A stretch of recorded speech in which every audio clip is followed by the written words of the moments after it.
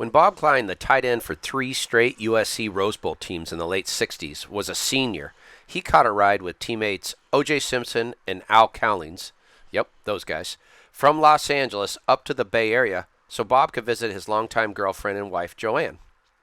O.J., the top pick in the NFL draft, had a newly signed endorsement deal with Chevrolet, and the Heisman Award-winning running back was letting it flow in his brand-new Impala, hitting 115 miles per hour heading down the Grapevine.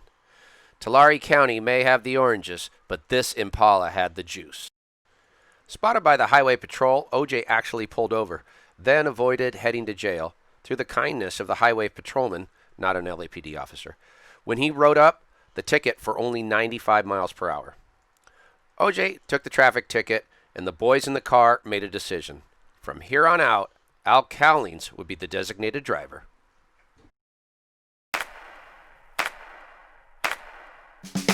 I'm a Venice, California-born, Los Angeles-based sports fan, one that has played, coached, announced, and promoted sports my whole life. My love affair with sports started in my own backyard and has led me to this podcast. Thanks to the support of the Amateur Athletic Union in East Bay, I'm excited to bring you Sports Stories with Denny Lennon.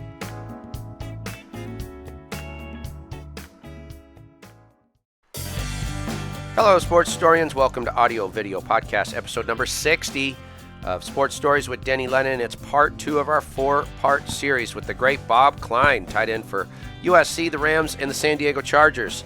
Let's get to the producer of SSDL, who holds an associate arts degree from City College of San Francisco, the same degree that, theoretically, O.J. Simpson has when he attended CCSF before he transferred to USC in 1966. Okay, right. Good one. Hi, everyone. Hope you're enjoying these podcasts, but we do so much more than these video and audio podcasts. In fact, one of my personal favorite series we do is called Never Seen LA, where we travel around LA and visit Jonas Never's murals, and we give historical and social context on them. We take some really fun pictures. We've done 12 of them so far, and as long as Jonas Never keeps painting murals, we're going to keep them coming. We'll keep them coming. They're, so it's always hashtagged NSLA on the channel. YouTube.com/SSDL. You're probably on it right now watching our video podcast. So just go down to our playlist. We have 10 playlists. So you can just go browse around, find some fun stuff to watch. Yeah, it is. Jonas is the best. If you want to check out all his work, at Never1959 on Instagram. It's spectacular. Hey, please follow me on Twitter at SportsStoriesDL. I got some Bob Klein themed polls going out. That include his time at St. Monica, USC, the Rams, and the Chargers. I asked who the best team was, and I picked the best from those. And all of a sudden, I got hit up by Don Shaw, the legendary Stanford volleyball coach, who was a great athlete in his own right. And he said, I guess 1960 Corpus Christie School doesn't count. He goes, I was a 4th grader, and Bob was an 8th grader, and he was a man as far as I was concerned. I also put on Twitter a clip of the famous The Run, O.J. Simpson's infamous 64-yard cutback TD against UCLA in 1967. That solicited this comment from my former JV football coach at St. Bernard High School, Bob D'Angelo, reaching out. He said Tommy Prothro, who's the coach for UCLA then, Tommy Prothro's classic comment on his weekly show following the game, quote, and the only one fast enough to catch him is blocking for him. Love it. Tommy Prothro, Bob will tell a great story in the interview about getting recruited by Tommy Prothro and then that coming full circle. And then he played for him in the Rams and the Chargers, He played for him in the Rams and the Chargers, that's right. In this second of the 4 episodes with the legendary Bob Klein, we learn more about his initial season at USC, his spot in history as he paved the way for the O.J. Simpson run that won O.J. the Heisman and sent the Trojans to the Rose Bowl, where they captured the national championship. Oh yeah, he was also a key member of a rugby team that won a national title. This guy's too much. I hope you're watching the interview on our YouTube channel. Of course, many of you are. Some are just listening, but if you haven't seen it over there, we have received a lot of positive reviews on the film work. Kudos to director Chris M. Allport and the cinematographer, bad boy Bobby MacColl. Thanks to Carlos Haro Sr., Carlos Haro Jr., and the staff at Casablanca Restaurant in Venice for allowing us to shoot there. Let's get to it. Part 2 of 4 with Bob Klein. Please note this interview was recorded on November 13th, 2020.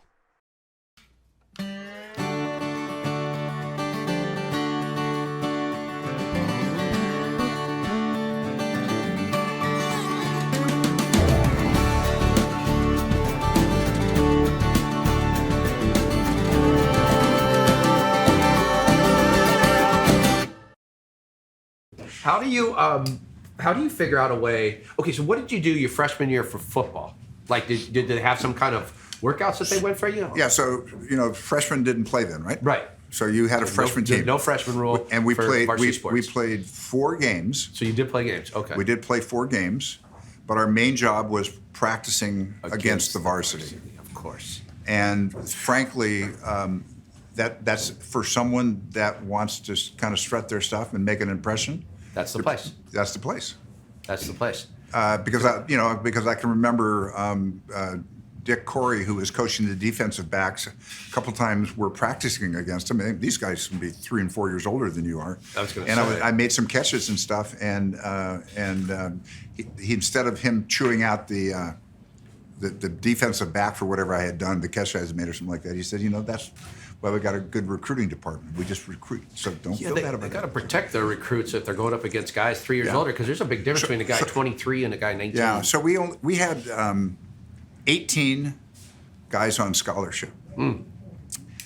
And so we played 18 guys. We played, I don't remember who we played. We played UCLA, we played Cal Poly, and we played on a Saturday. And we took one road trip.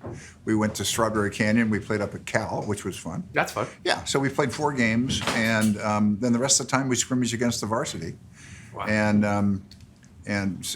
So what they did was, because in my class was there was another guy by the name of O.J. Simpson, who didn't come until we were juniors and seniors. Yeah, he's and so what they did with all Francisco. these guys is they had them go to JC, where they could really participate and play more, and see how they makes do, sense. and then they'd bring them in. So we had a lot of JC transfers. So you played that football, you played basketball, obviously Yeah. on the freshman team, and then did you run track? Nope. So no, I wasn't Okay. good enough for that because I had a knee injury then and a shoulder injury. Oh, so you're Yeah.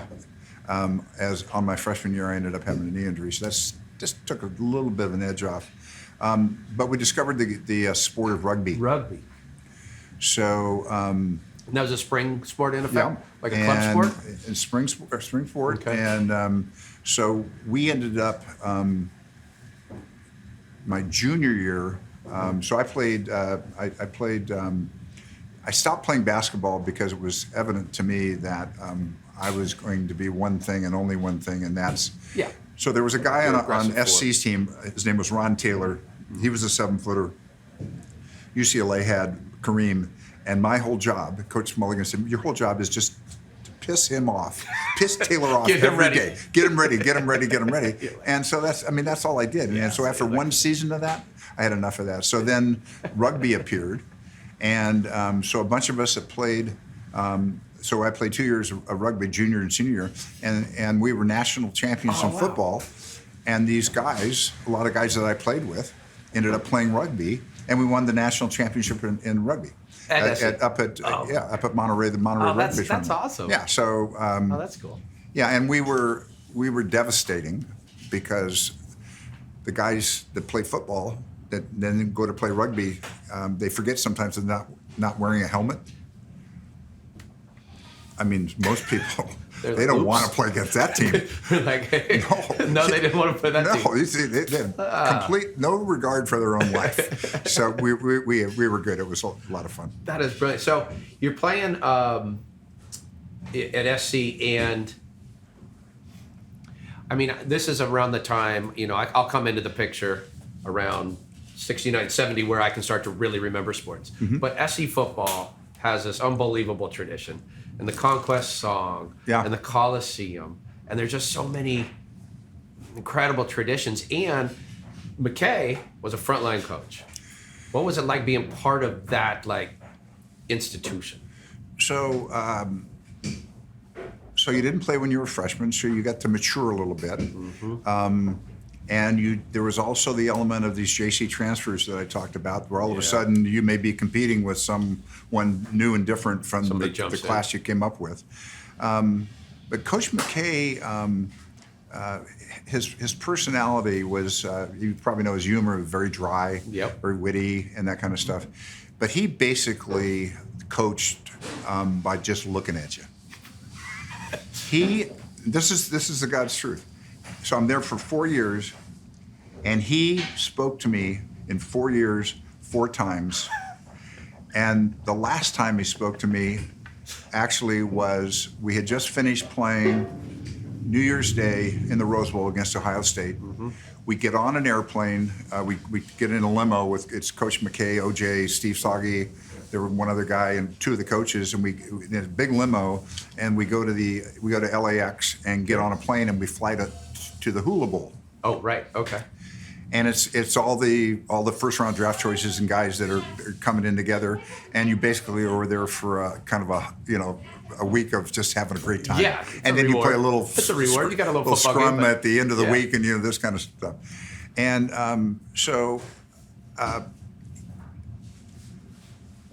he literally, the last time he spoke to me was about a year before that, and he said to me, if you don't stop getting so big, he said, you're going to end up being an offensive tackle because you're getting too big because you can block. Yes. And everybody wants you to turn into a lineman. Now, the lineman we had at the time was a guy by the name of Ron Yeri. Who was the #1 draft pick of the whole shooting shebang. Yep. And OJ the next year after that. And so they had this model of a guy and so he said, I suggest you maybe just tone it down a bit.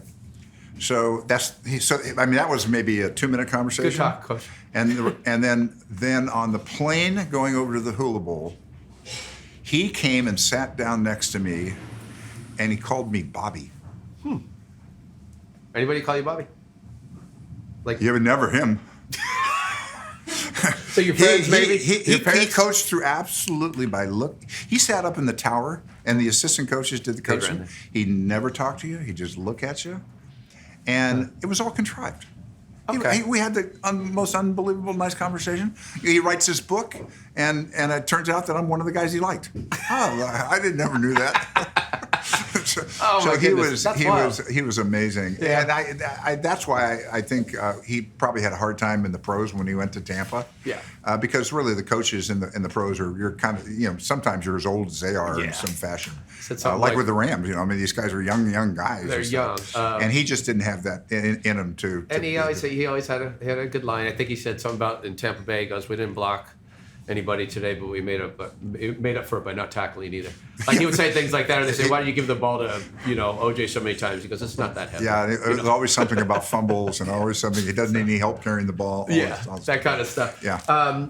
So I got to say this. One of the things I love about doing this when I get to sit down with people, if video's available, I love just pouring over YouTube and watching it. And you were an exceptional blocker. Like you move some people, and your speed, you could always not only blow out your side, but then find a way to get ahead of the ball and make another block. Yeah. So actually, I'm famous because I show this to all my buddies all the time about how I caught up to OJ. Yes. Yeah. What was that? World-class sprinter. Was that in the Rose Bowl? In the Rose Bowl. Against like Indiana or something? Because if he hadn't been bobbing and weaving and cutting back and forth, I never would have caught him. We stopped the other night. My wife and I went, I'm telling you what. Put that back. I'm telling you what. Abe Gibrons, who was with the Chicago Bears, who ended up being their head coach, but he was their head scout at the time, walked into the locker room after that Rose Bowl game, the Ohio State game, and he said, if you hadn't caught those passes today and chased OJ down, we said the same thing. He goes, you know what you were going to be? You were going to be a Chicago Bear offensive tackle. Oof. So cold.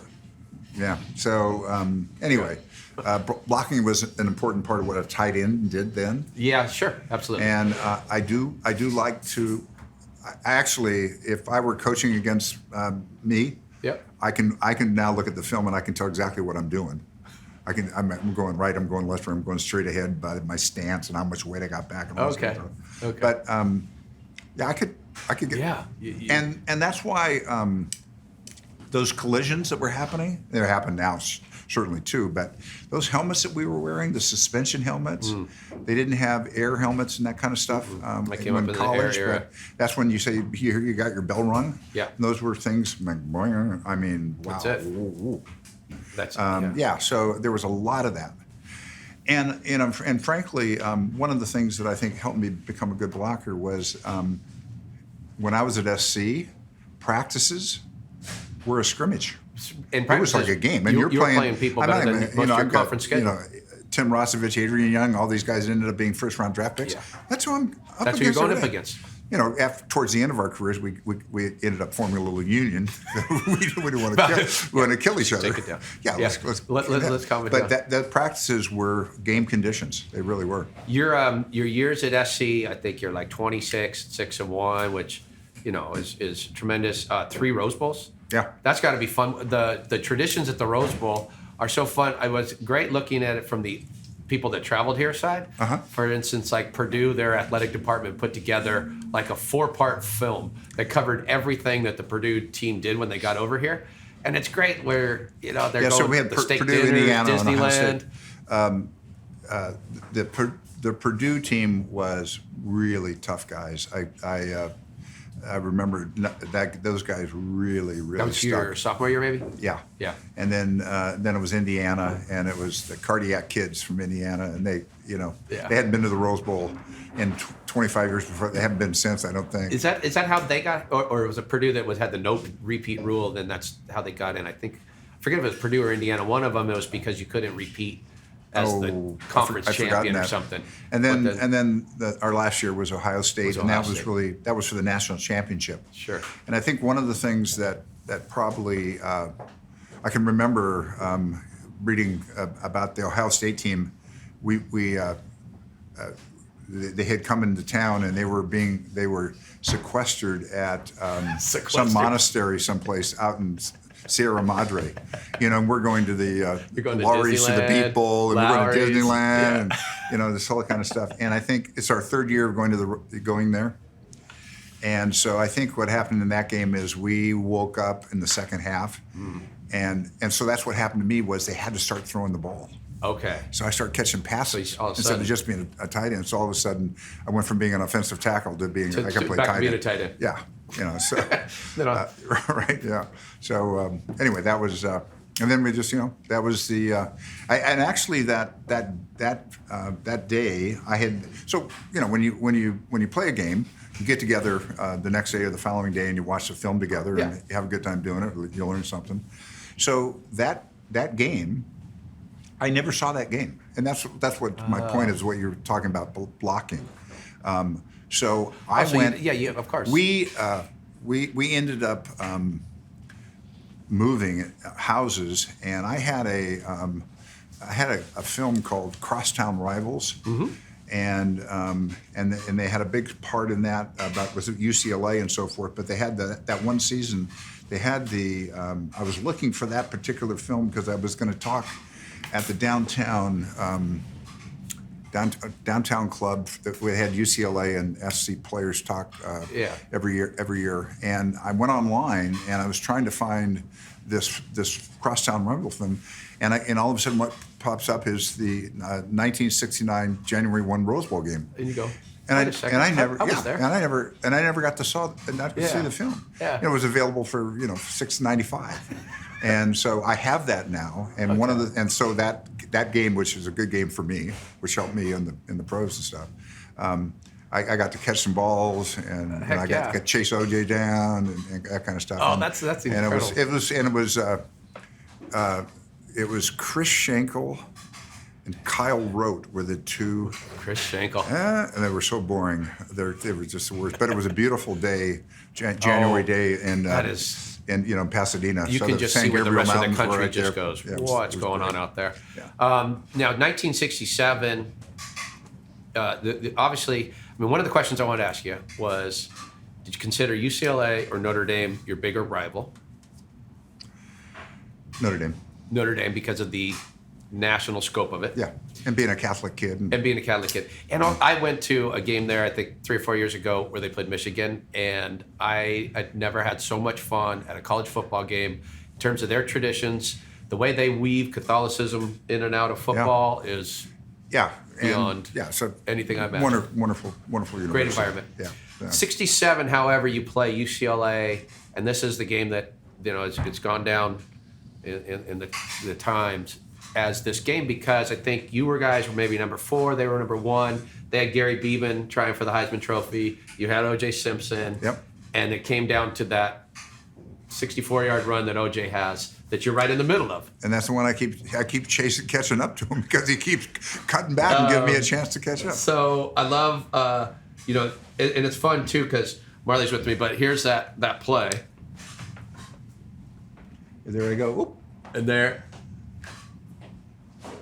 And then when he cuts back, I mean, that's something else. Yeah. And now this one is known as the run. It is. Yeah. It lives as one of the great plays ever in college football history, and you were right in the middle of it. Because that a painting of that run, it was done by General Motors, I think. Okay. And they did 4 things. They did the first forward pass, and they did the run, and that was the run. And you're right in the. Yeah. You were in that painting. Yeah. Wow. Yeah. So we saw that still. Okay. I knew I'd seen that still somewhere else. Yeah. Oh, that's something else. Right in the middle of history. Yeah. Well, yeah. Well, for college football history, that's fantastic. That's so much fun. Is that the ring you have? Is from the 67 This team? is a 67 national championship ring. Yeah. Oh, wow. And it's getting a little harder to get off the finger. But, We'll look at it at the end if you don't mind. Yeah, sure, I'd love you to. bet. That's so great. Yeah. So when he made that, I think there was still like 10 minutes left in the game or something. But did you feel like that momentum shift? Did you feel like that was that big a play, or was it just another OJ run to you in the moment? I don't recall. Really? I just, beating UCLA and getting that's a special thing in this town. It was an audible. They say. Yeah, we actually so the quarterback was Steve Soggy. Yeah. And one of the things that Steve was very bright. He ended up playing professional baseball as a catcher. Oh, okay. And he was really bright. And so whatever game plan the coaches gave him, we ran a lot of audibles. A lot of audibles. Yeah. So, Okay. Yeah, it was. So do you remember those plays? I think that was 23 blasts. They said. You It's still remember 23 some of blasts and make it last. That's what they used to say. That was the basically just come off on the ball and So- you got a running back and you got a fullback too in those days. Sure. They had a fullback. Danny Scott was the fullback, Danny Scott, and he was a little stocky guy. He had a big neck brace and stuff, and You blow people out. that's what I don't think he ever carried the ball. He was just basically a blocking back. Oh, that's great. Yeah. So OJ on that team. A couple other names that stuck out to me. Steve Grady. Yeah. He's on the team who went on to Loyola High School as a great coach, right? Yes, great coach. And Steve was what he's most famous for in all of our lives that played with him was when we were sophomores. So I'm a sophomore. I get the starting nod to start at tight end for USC, and we're going to play the University of Texas. Wow. Who's the defending national champion. In we're Austin? going to play in Austin, Texas. Wow. And it Evo. was just 2 months after the famous shooting from the tower. Oh, sure. And so, in the tower you can see from any place in the campus. Watchtower, And the other part that's remarkable about that game was we had someone on the sideline with us who played football at SC that came with us who was a bigger celebrity than anybody on our football team. John Wayne. John Wayne. Hook 'em horns, baby. Wow. They loved him. They absolutely loved him. They were so enthralled with that. We went down there. They were defending national champions. It was ABC. It was the very first game of that season, and we beat them 7-6. Oh man. And Steve Grady's I think he ran for about 3 or 4 yards, and ended up in Sports Illustrated. There was a picture of him with the ball here, laying down on the ground right over the goal line. So Right place, right yeah, time. and Steve didn't play much. Got the right picture. Yeah. According to the grandkids, he played plenty. Yes, Look, he that's scored. right. He scored there in Texas. so- He was a great coach at Loyola. He was a boys played terrific for him. coach, right? One of the things that, before I ask you a couple others, that stuck out about was Bill Hayhoe. He's like 6'7", 6'8", or something. It was he that defensive big? end. And he blocked a couple field goals in that famous '67 game. Yeah. Yeah, Did you guys notice it, like a he had low a big trajectory brother. or something? And both the Hayhoe brothers were, I think, JC transfers. Very nice men. Big. So it just came right. Did you blow a hole like up the middle, and he came? Yep. So, were you on special teams at all because you could block kicks or anything? I was on the free field goal kicking, extra points and all that. And then when you're younger, in the sophomore, I covered punts. Yeah. And then kickoffs. I don't even think they do that when anymore. you let people run from 40 yards apart, that's not a good idea. No, right. Was Mike Holmgren on the team as well? He was. Wow. So he's a backup quarterback or something? Yeah, he was our so he's a year behind me on the freshman team, and so we practiced against him. And he was a great, big, chunky kind of guy. He didn't play at SC But he was still a quarterback. But he was a quarterback. Wow. Of course, Okay. and he was a fabulous coach. So he learned the game. Yeah. Learned by watching a lot. Yeah. But there's something to be said for that. How about and then Al Cowlings is on that team, and then were he and OJ buddies then? Yeah. They were buddies then. Yeah, they went to junior college together and came down on the same team. Okay. And of course, that's a famous group. And Al lived in the Palisades, and I think he still got a house there. Oh. Wow. As a matter of fact, I sent. Someone had made a significant donation in Al Collins' name at St. John's, where I work, in the foundation. And so it came in, and I just couldn't believe it was how many Al Collins. Yeah, how many of those? So when the formal thank you note went out, and I wrote back a note. I said, "Is this my Al Collins? If it is, call me." And he called me, and we had a really, really nice. Because I was telling somebody this story about this today, because we do a lot of road biking, and we saw some guys getting tickets for going through a stop sign on their bikes, road bikes. Uh-huh. And I said, my God, I said, that reminds me of getting stopped stopped by the police. OJ, we play in the Rose Bowl. We're seniors. OJ signs with Chevrolet. He's the Chevrolet guy. He's got Marguerite, his wife at the time, has a Corvette, and the Juice has got a big Chevy Impala. And my wife Joanne is going to school in San Francisco, and every weekend Al and OJ are driving back and forth to the Bay Area. Okay. So they said, if you ever want to hitch a ride with me, you go. I said, let's go. I'll go. So they said, well, we're leaving early. We're leaving like at 5 o'clock in the morning from SC. So they picked me up, and I'll never forget. I lay down on the back seat of the car, and the last thing I remember is we're out in the far end of the valley, and the next thing I remember is we're going down the grapevine, and I get thrown onto the floor of the car because OJ, who's driving, hits the brakes. We get pulled over, and who walks up to the window but Mr. Highway Patrol, wearing one of those smoky hats. And so the conversation kind of goes like this. May I see your driver's license? Yes, sir. Pulls it out and shows him this driver's license. And of course, the name on there is Orthaniel James Simpson. And this guy is from Bakersfield or someplace, not a big football fan. Nope. Has no idea who Orthaniel James Simpson. Not John Wayne. And OJ is basically trying to, what he did do for him, it sunk in a little bit to this guy, and he said, you're at this speed that you were going, 115 miles an hour. 115 miles an hour down the grapevine. Can you imagine? Good God. He goes, you're supposed to go to jail. So I'm going to write you up for, I think, 95 or something like that. You're going to pay a big fine, but you're not going to go to jail. Mr. Simpson, drive safe. Oh, my goodness.